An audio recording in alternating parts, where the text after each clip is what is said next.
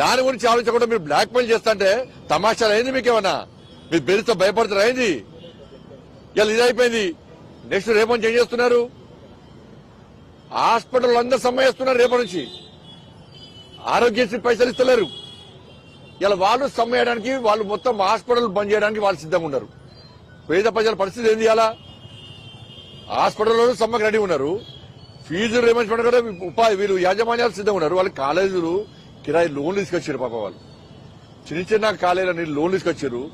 ఆ లోన్ల పైసలు కట్టకుండా, ఇంటి కిరాయిలు కట్టకుండా,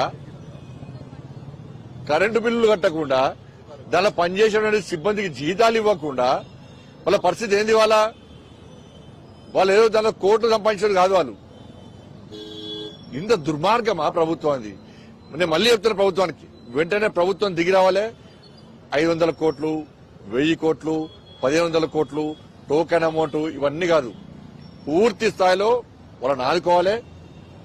మన చర్చల ప్రసక్తి లేదు. చర్చలుండయి. వాళ్ళ అకౌంట్లో పైసలు పడాలి.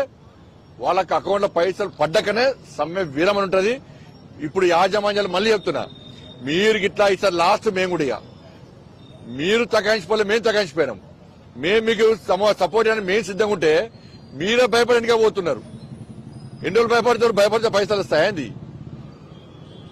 ఇలా మీకు మేము సపోర్ట్ చేస్తుంటే కూడా మీరు వెనుకడుగు వేసి మీరు ఇక రాజీ ధోరణికి వస్తే ప్రభుత్వం ఎట్లా దిగొస్తుంది? ఈసారి యాజమాన్యాలు దిగొస్తే ఇక నెక్స్ట్ మీకు మాత్రం ఎవరు సపోర్ట్ చేయరు. రాష్ట్రపడుతున్నారు ఎవరు సపోర్ట్ చేయరు మీకు. మేము విద్యార్థుల భవిష్యత్తును దృష్టిలో ఉంచుకొని, మీరు పడుతున్న ఇబ్బందులను దృష్టిలో ఉంచుకొని మేము మీకు సపోర్ట్ చేస్తున్నాం.